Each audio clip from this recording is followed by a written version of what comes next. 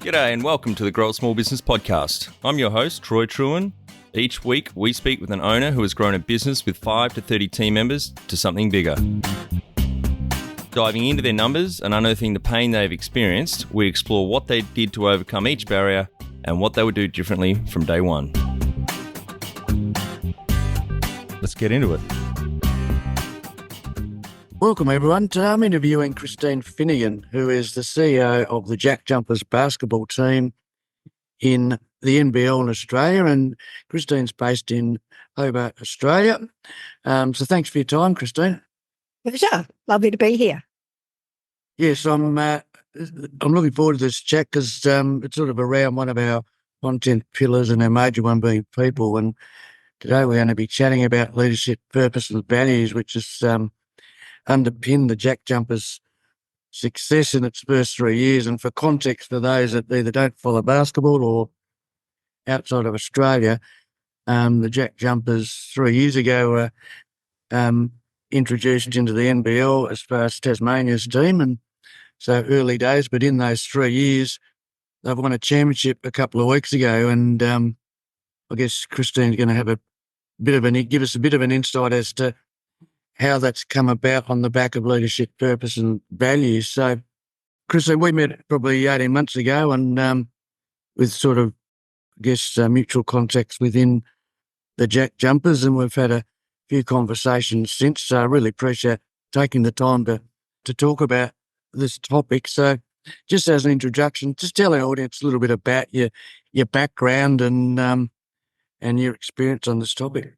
Yeah, 25 years in professional sport, mainly around the 3 football codes, rugby league, rugby union and AFL, and then moved from Melbourne to Tasmania 4 years ago, or almost 4 years ago, to start up the new basketball franchise in a small island state in the south of Australia. And obviously they didn't have a professional sporting team representing them on the national and international sporting stage. So I found the idea of starting something from scratch in a very parochial state, a sports-loving, mad state that didn't really have anything to cheer for. So I felt very buoyed by that opportunity and moved and relocated to Tasmania and have been here ever since.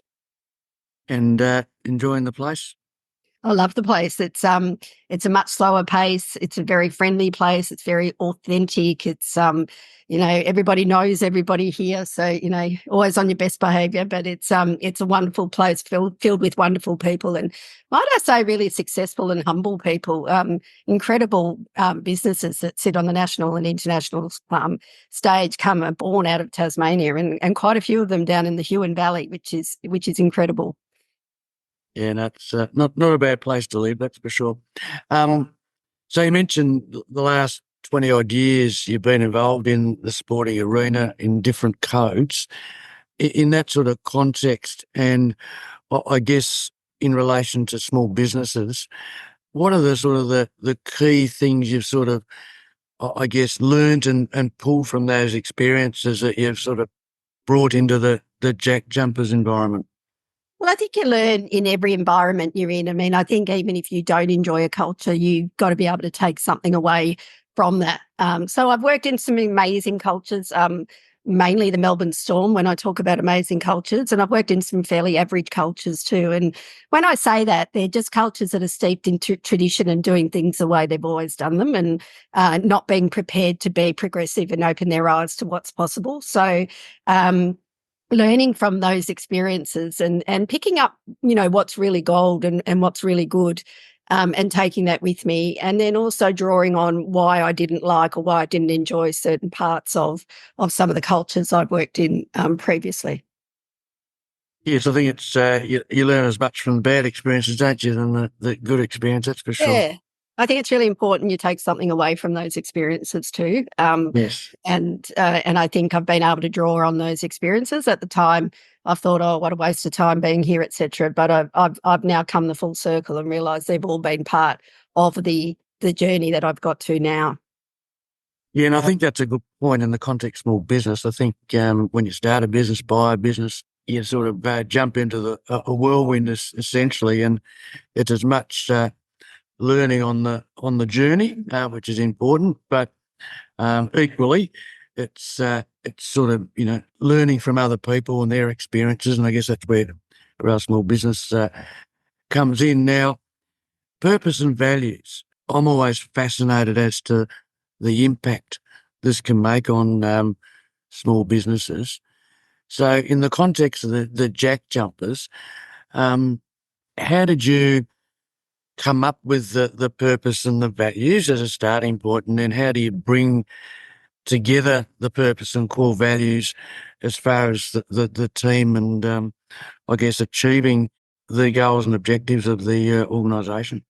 Yeah, well, I'll start with saying I'm a very people-driven leader. I lead with my heart, probably too much at times, but I very much believe in people. And when I say that, I don't talk just about our internal stakeholder, I talk about our external stakeholders too. And clublands rely on everything from major businesses to invest in them to support a member that doesn't go to a game but just gives their financial support to the club. So I think the first and foremost is that you really appreciate and value your customer, that they're the most important person on your premises is your customer, and you do everything that we do, we lead with a customer-led strategy. So in terms of Defend the Island and how we came about our mission, our purpose and our values, it's a great story. In the first year, there was only about 6 of us in the club, and one of which was our head coach, Scott Roth. And we sat around with our directors and we talked about what our mission and purpose would be. And we came away with a very long statement to be this amazing team that was going to represent Tasmania. And it was lots and lots of words. And Scott pulled me aside after and he said, Finny, that might be what the club want to say, but for me, it's very simple. It's about defending the island. And I said to him, oh, I love that. That is so simple. It's so, this little island state that is often overlooked. And, people at times make fun of Tasmania because it's right down the bottom and it's forgotten a lot of the time. And he's like, no, our job is to defend it and to put it up on the national and international sporting stage. And even to the point where we announced our name as the JackJumpers, we got, even in the state of Tasmania, everyone's like, that's a ridiculous name. And then as we announced it more broadly nationally, everybody's going, what the hell's a JackJumper? What a stupid name for a team. And Tasmania then sort of turned on the mainland and were like, oh, it's an ant, it's Indigenous to Tasmania. And everyone really garnered behind that. And I guess that was the start of understanding this parochial nature of the state and how protective they are of it. And so this Defend the Island mantra sat so beautifully with what we were going to try and achieve as a club. And then we underpin that with basically 2 values, being authenticity and humility. And the reason that we did that is because this is a very authentic and humble state. No one shouts their success from the rooftops here. In fact, you wouldn't probably know that the guy you're sitting at the next table at the local restaurant was running a very successful multinational business. You just wouldn't know that because no one talks about it. And if people do seem to be getting ahead of themselves, there's always someone to peg them back down to earth. So authentic and humble is the people we represent. So the team had to look like the people we represent so they could relate to us and they could buy into us. And that's really where our mission and our team values have come from. And Defend the Island as a sort of the purpose and the mission is certainly something that Scott, the coach, refers to regularly. And so is that sort of internally talked about a lot, and how do you sort of bring that to life from a practical sense and also your sort of values? Yeah, look, I think we all get out of bed who work at this club to defend the island, and there are 5 strategic pillars to our business. On-court success is obviously the public-facing one, and the one that we are probably most judged on by the court of the public. But there's 4 other pillars to our business, being commercial viability and sustainability, growing the game of basketball, community engagement, and a great place to work. And my job as the CEO is to make sure that all of those 5 pillars are ticking along just as well as on-court success has. So there's no point in us winning a championship this year if we're losing $10 million and our people hate coming to work and no one's playing basketball. That is not success to this club. So measuring success must sit across those 5 pillars. So what does Defend the Island mean for commercial sustainability and viability? It means that this state has a team in 30 years. So amongst those when we're talking about building out membership and building out our partnership program, it's got to be something that's in for the long term so that this club doesn't disappear as many NBL clubs have in the past. So, it's Defend the Island in that sense. It's very much about making sure that this team's around for a very long time, long after those that are currently custodians have left, and then, growing the game. So making sure that there's currently an explosion of kids wanting to play basketball here. There's 40% growth in registration. I mean, we're only hampered by the infrastructure here. There's not enough courts to sustain the amount of people that actually want to play the game. So defending the island means that even though we're a professional team and we're not responsible for grassroots basketball, that we're working with BTAS and we're using our profile to help lobby government for more facilities for kids playing the game. In terms of defending the island from community engagement point of view, we take that really seriously. I mean, it's a small place, but it's a vast place. It's a very big place to get around, but we make sure that if people can't come to us, we take the brand to them. And so making sure that when we're talking about Defend the Island, we're not just talking about Hobart, Launceston and Devonport. We're talking about the whole of this beautiful state that we represent. So everything anchors back to those three words. And we all know in terms of what we oversee in those strategic pillars, what our role is in terms of defending the island and making sure those pillars come to life. Yeah, and that's a good point. And again, the context of small business, it's so very relevant. I guess being clear on what those strategic pillars are, and it could be just a couple, but I guess that gives context for decision making as well as the purpose, right? So anything, and I guess small business, the challenges, and probably the same with the JackJumpers, there's always those bright, shiny objects and opportunities.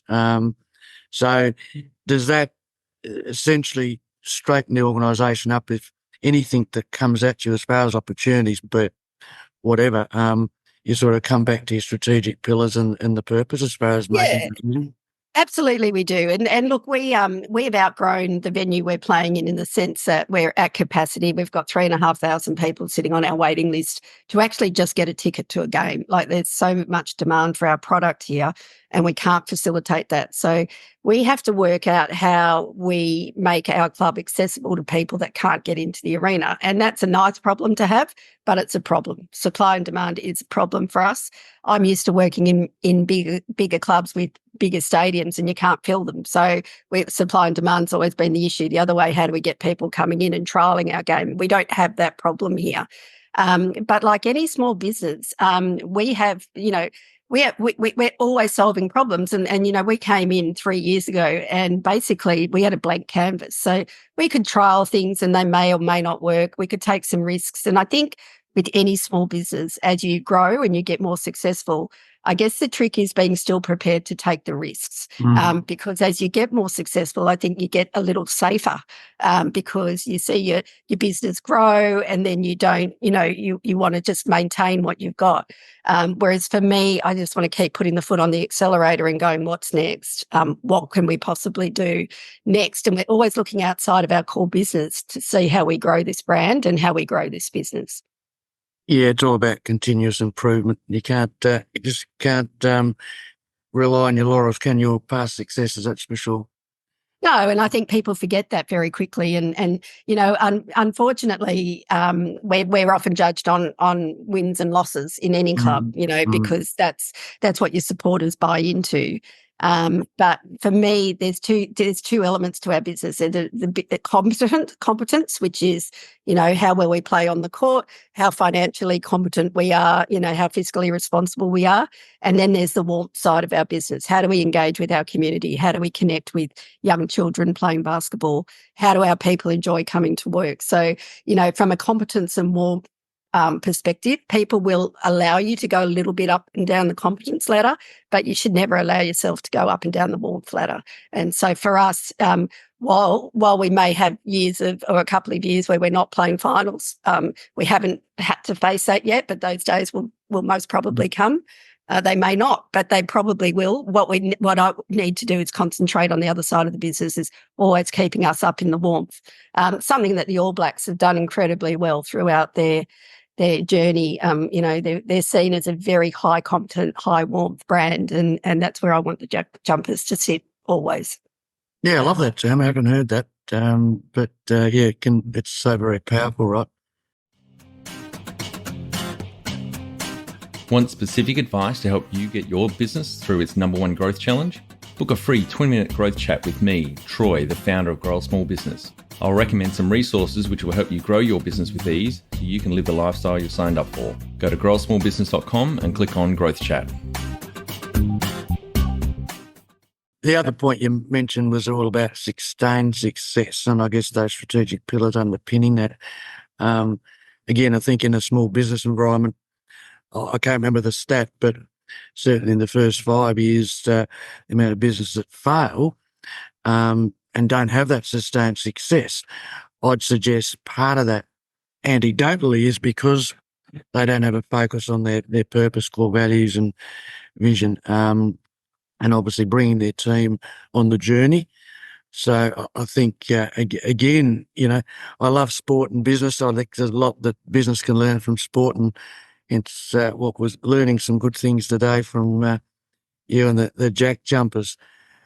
So with the values, and I guess the two key ones, have you got any sort of tips for small business, how you actually, because it's all very well to have them, right, but they just can't be, values on a wall. Have you got any tips to sort of how you bring those to life and live them? It's a very, very good point. I say this a lot. Defend the island are not 3 words on a wall. In fact, up until recently, they weren't even on a wall. They are something that we all buy into, and they're something we all believe. I've definitely worked in businesses where you have your values and you have everything up on the wall and people sit in meeting rooms surrounded by these words, but they mean absolutely nothing. So in terms of having your mission, I think it's got to be reinforced in every aspect of your business. So where you do Monday morning coffee club, and that's just getting the staff around to talk about their weekend. And then we have this moment where what did we do last week that we truly believed we defended the island? So we bring it into a lot of our conversation pieces. We bring it into a lot of our staff meetings. It's certainly something we talk a lot about publicly. So for our staff not to be able to buy into it would be a complete disconnect. So, if we're pushing a message out, the first place you've got to start is to push it internally and get your people buying into it. So every single person that comes into our business, it doesn't matter what position they are in, they will sit down with me on day one and I will take them through the strategic pillars of our club, the brand purpose, the mission and the values of our club.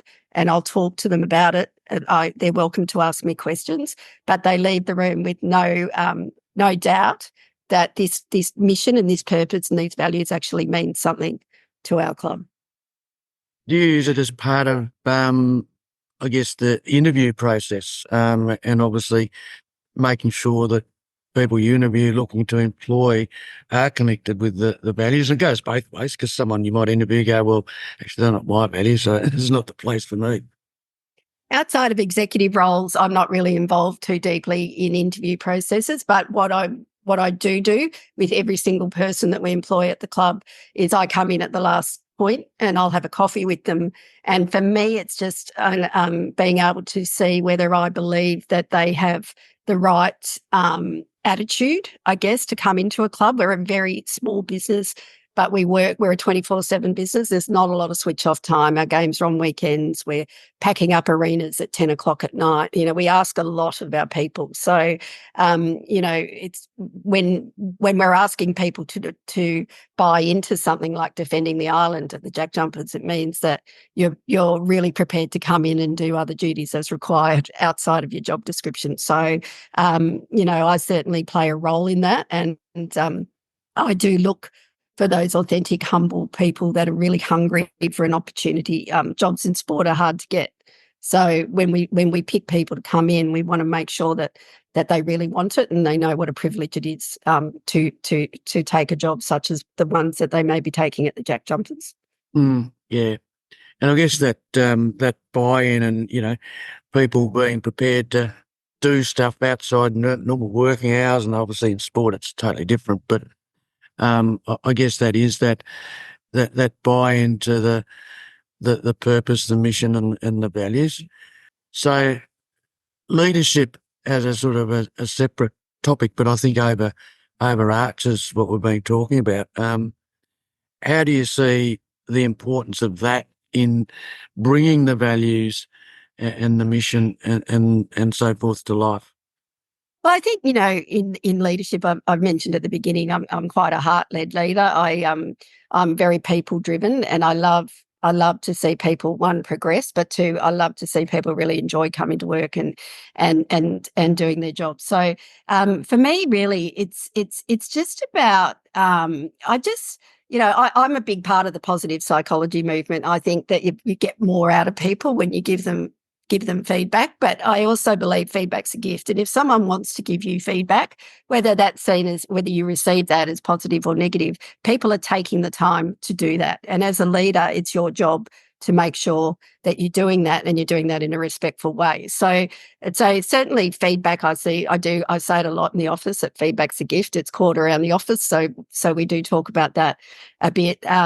But for me, it's also about being an authentic leader. I have bad days like everybody else. I have a son that's in Melbourne and I'm in Tasmania, and there are days that I miss him incredibly. And there are days when I don't turn up as my best self. And, I think being able to be vulnerable with that and lean into that rather than sort of allow people to understand that, you may not be having a good day, and bringing people on that journey with you. I think that authenticity and humility in leadership plays a huge role. We talk a lot in leadership about being vulnerable. I think there's the greatest example of vulnerability has been Scott Roth himself, the big 6'8" American coach that just the mention of his daughter will reduce him to tears. The love of his family that he so wears on his sleeve. People are buying into that because they can relate to it. So I think as leaders, it's really, we've got to create an environment that people can relate to and be able to allow them to be vulnerable themselves. And I think, that's a big part of my leadership. I don't know how to be anything but my authentic self. I don't know. I can't pretend, and I think I'd get away with it for about 15 minutes. So I just think, give yourself permission to be yourself, but also have enough, self-reflection to know that, your strengths and your weaknesses and your good days and your bad days and work with them. Yeah, that's a good point. And I think I did a podcast with Paul Roos only recently, and we talked about that, and exactly to your point, his definition was be yourself. And I think that certainly comes out, not only yourself, but particularly Scott Roth, because he just wears his heart on his sleeve, doesn't he? But that's all part of it. That's so powerful, and being able to care about your people is sort of underpins that. Yeah, and I think, if you're going to create what we call a family club, then it's okay that, to have days where you want to call out your family or you're missing your family. And it's okay to do that because that's what our club's built on anyway. So Scott's got an incredible ability to talk about the fact that he doesn't always have great days. And they're usually underpinned by the fact that he's missing his wife or he's missing his daughter. They're on the other side of the world. And most people can relate to that. We all love our family. We love them to be around. So being able to talk about that and, as I say, lean into it is a good thing. Yeah. No, that's great. I could talk all day with you about this topic, but I'll just, in winding up, Christine, what's one sort of tip? I know there's a few things that's come out of this for small business owners, but just what's one major one you can sort of recommend our listeners after listening to this call? Listen to your customer.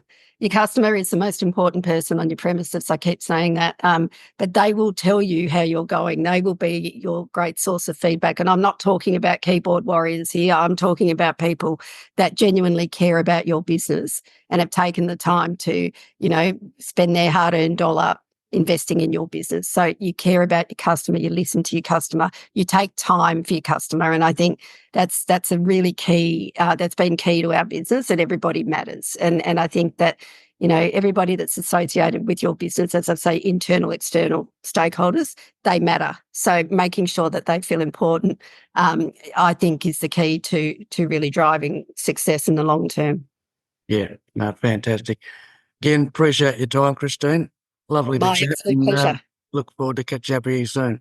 Lovely to see you, Michael. Thank you very much. We'd greatly appreciate you taking a couple of minutes to leave our podcast a review on iTunes. If you don't have an account, simply follow us on Spotify. You'll help other small business owners find the cast and valuable content our guests share.